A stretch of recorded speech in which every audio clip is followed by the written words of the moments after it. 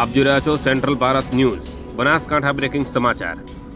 ગ્રામ્ય વિસ્તારમાં વીજ ચેકિંગ કરવા ગયેલ ટીમ પર પથ્થરમારો થયો। બનાસકાંઠા ગ્રામ્ય વિસ્તારમાં ઉત્તર ગુજરાત વીજ કંપનીના કર્મચારીઓ અલગ અલગ ટીમો બનાવી ચોરીની ચેકિંગ કરવા અર્થે ખેતરોમાં જતા જ ગાડી સહિત કર્મચારીઓ પર પથ્થરમારો થયો। વહેલી પરોઢે વીજ કંપનીના કર્મચારીઓ ચેકિંગમાં આવતા જ લોકોમાં ફફડાટ ફેલાયો। બનાસકાંઠા જિલ્લાના કાંકરેજ વડા ગામમાં વીજ ચેકિંગ કરવા ગયેલી ટીમ પર પથ્થરમારો થયો હતો।